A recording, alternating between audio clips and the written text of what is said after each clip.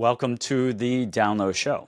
Today's guest is someone who bridges the gap between military history and modern strategy.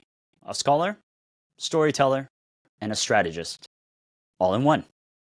Dr. J. Furman Daniel III is an associate professor of political science at Concordia, University of Chicago, a Naval Reserve officer, and the author of several books on military leadership, history, and strategy. His upcoming book, Restoring Clausewitz, aims to bring fresh clarity to one of the most misunderstood thinkers in military history.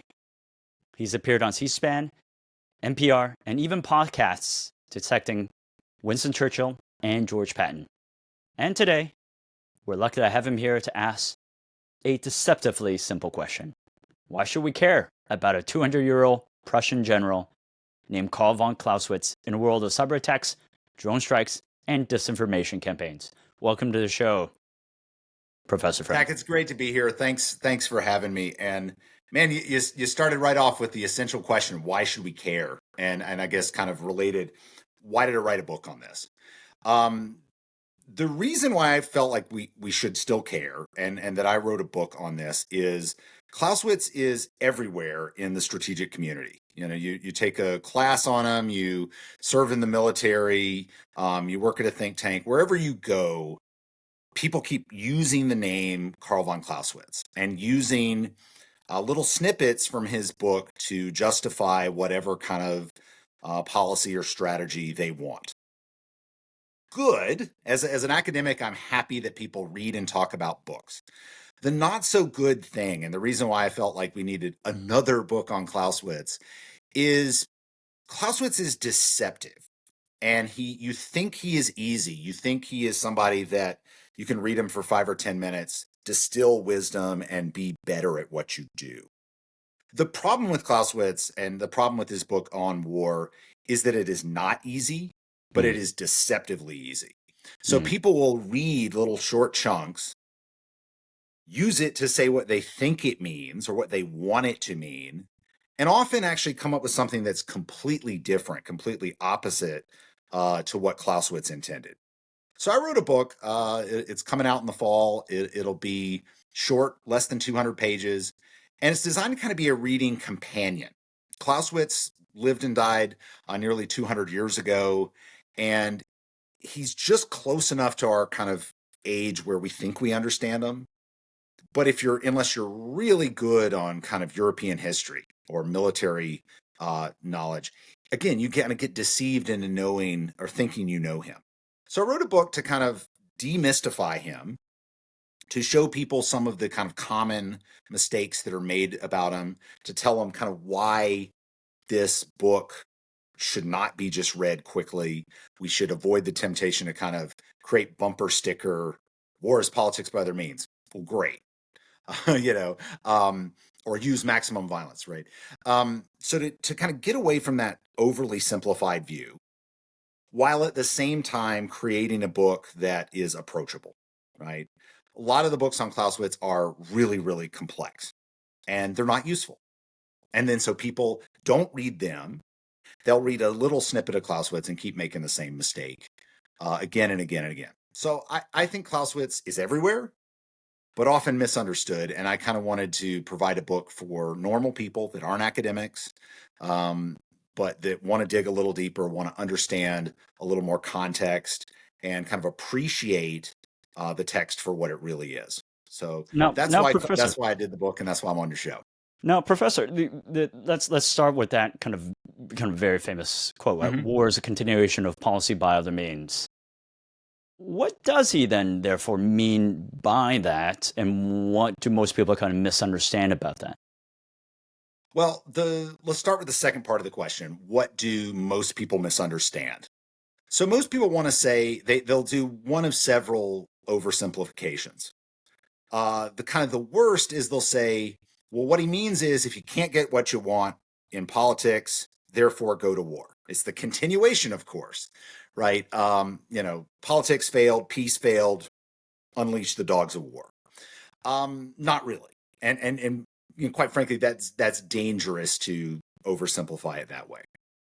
Sometimes people that are a little more nuanced, read a little more carefully, will say, well, you just got to be careful, or you have political interests in addition to strictly military problems. And I think that's closer to what Clausewitz wanted to say, but again, not the whole story. Uh, where I kind of come in is, and what the book tries to do is provide a lot of background. Clausewitz wrote in a period where Europe was trying to breaking out from the kind of old empires of kings and queens and becoming much more modern. Right. So you start seeing people's movements, you start seeing the increased kind of industrial revolution, adding wealth and power to groups and things that hadn't had it before.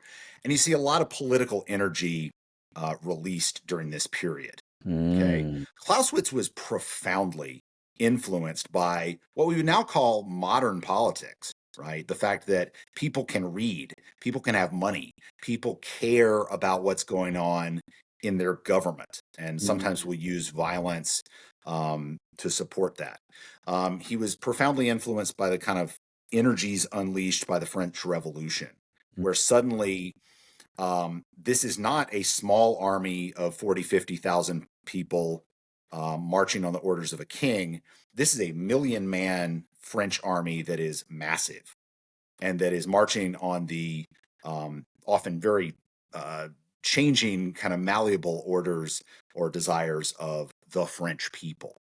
So kind of I want to provide in relatively simple, relatively easy to digest forms some understanding for that, and say like this did not come out of nowhere. This came from Clausewitz's lived experiences during the Napoleonic Wars, during this kind of breakthrough in technology and stuff like that. What I really think Clausewitz means by war is a continuation of politics is that war is irrational. War is violent. War tends towards all types of dangerous extremes. And that is part of what war is. But we should understand that war should also be waged for a purpose.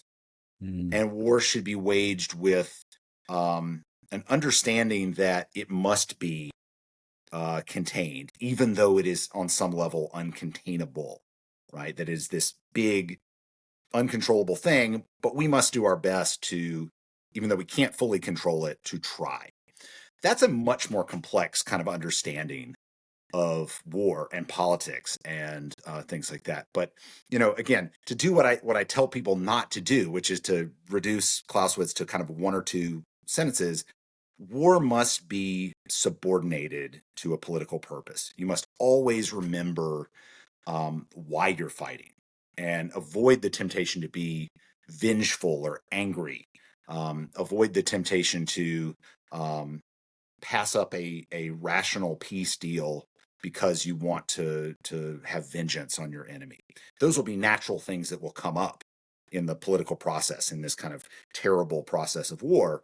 But you should understand that even while you're conducting this terrible, irrational exercise, you need to be careful to subordinate those passions, those kind of animalistic desires, to actually serve a real and clearly as you can defined political purpose. So it's complex, but that's why we're here.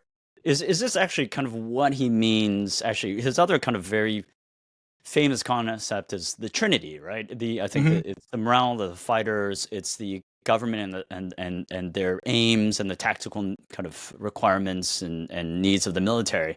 And the way I thought about that trinity was a kind of a triangle, but you pull on one, it pulls on the other 2 points, and you pull on the other bit, it pulls on the other 2 points as well. So is that really kind of where these two concepts tie together? Is that of the Yes. trinity, if you pull on the government needs and policy needs, it has a knock-on effect on both the morale and then the military needs. Absolutely. And it's important to remember that Trinity kind of defines it as two ways. He first defines it as primordial violence, hatred, and enmity, and then says that most closely relates to the people, the government, and the military. But you're exactly right. You're always getting pulled in multiple directions at once. And it makes it insanely difficult, almost impossible to do exactly what you want to do, right? Every effort you have will be watered down, will be degraded by this complexity, by this pull, by the irrational passions and forces all around you. And it's really important to understand, and Clausewitz talks a lot about the difference between war in theory and war in real life. He said, on paper or in theory, yes, I'm going to go do this and it'll be easy and I'll get it done and we'll win. In practice, you're exactly right. You get pulled in so many different ways you don't even understand, ways that you can't fully appreciate until after they're over. So again, I try to show Clausewitz's kind of thinking process on this through his lived experiences. So he fought as an officer in the Napoleonic Wars, and he saw this kind of interplay between the people, the government, and the military, between the kind of passions of hatred and violence and enmity play out again and again. And, just kind of the political backstabbing of the Napoleonic Wars, the kind of internal politics of the Prussian state, bore this out again and again for him in his lived experiences. So when he says these type of things, when he comes up with these complex theories that are kind of hard for us to understand just by reading his work, this didn't come out of nowhere. And it was very, very important to him. And his audience, almost 200 years ago, would have understood this history and would have understood this political context a lot better than we do today. So again, kind of do the advertisement for the book. You don't have to be an expert on Napoleonic Wars or German kind of internal Prussian internal politics to read my book. To read Clausewitz's book and understand it properly, you really should have at least a basic kind of understanding of this. Otherwise, it doesn't make sense. Otherwise, he makes references to battles, and you're like, "What's that battle?" Or he makes references to King's decisions, and you're like, "I don't really remember that." So again, really heady philosophical stuff about trinities and the pull in different ways and complex and kind of he didn't call it complexity theory, but we would call it complexity theory today. All of those types of things are interesting, but they're also a trap if you're not really careful about what you're reading, and if you don't have a little bit of historical and social context to wait, where did this come? And I think a lot of well-meaning people mess that up, and so the book's there to kind of hopefully guide them that way. Now, actually, I'd also kind of read up that basically there were many, kind of military manuals and books before, but they were quite tactical, and he's one of the few that really kind of took a step up, if you will, and try to understand the nature and the macro kind of theory, the unifying theory of warfare. Mm-hmm. How would you compare this book with some of the more definitive kind of Art of War, Sun Tzu, Book of Five Rings? Are there kind of other comparative war books out there that you think does a very similar job that kind of describes macro theory rather than the tactical kind of stuff? Yeah, so let me pick up on something you said. There was an enormous amount of writing during this period on military tactics and military formations and military technology and all these kind of things. So, one of the kind of fun things researching this book is I read, Frederick the Great's maxims, and I read Vauban's studies on military fortifications and all these kind of things. And most of them were about how do you get your people in the line of battle in one piece, direct their fires in the right way, move your flanks this way or protect your line of supply or things like that. All of that's really, really, really important. And actually, in a lot of the kind of middle chapters of Clausewitz, he actually does that himself. He provides these kind of tactical and operational pieces. But that's not really what Clausewitz is remembered for, and that's not what I spent most of my effort kind of trying to debunk and demythicize and kind of guide people through. The political stuff and the kind of philosophy of war and the kind of approach to war as something big and complex and confusing, that's where, to me, Clausewitz is different and does kind of give us something that is enduring. Nobody reads these military tactical manuals, right? I mean, unless you're a reenactor or really nerdy about, well, the quick step march is 120 steps a minute, and only used for this, or a wheeling maneuver to turn the flank, like Frederick the Great did at the Battle of Lutzen or whatever. Very few people care about that. And I think you'd be, quite frankly, kind of an idiot if you try to do that on a modern battlefield. You're exactly right. The philosophy, the kind of politics of this is what makes it lasting. For some comparables, so I think you're exactly right. Sun Tzu is a very different philosophical tradition, a very different political and historical context. But I think why Sun Tzu is still remembered today is for the exact same reason. Is a lot of his stuff is a philosophy, and it's a bigger approach, and it's not just do this and you'll win a battle, right? Or move your people on the field like this, or don't do this and you probably won't lose. He doesn't, Sun Tzu avoids that temptation. Some other comparables, I actually think Machiavelli, he's written a couple of different books that have kind of similar philosophical approaches of the political nature of war and the changing nature of war and the kind of animalistic kind of passions and the importance of honor and morale and things like that to the warfighter. I think Machiavelli, he's known for The Prince, of course, and he did write a military manual called The Art of War. But I would actually say his discourses on Livy, where he talks about the kind of political basis of power for the Roman state and the Italian city-states, really true and kind of very useful to kind of think about Clausewitz in that type of way. In a more modern context, Sun Tzu and Machiavelli aren't exactly modern. I think he's sometimes overdone and misunderstood as well. But I think somebody like John Boyd and the OODA loop as a way to model chaos, as a way to model the changing nature and the interconnected nature of modern warfare is really useful. So I think those types of things are really useful as well.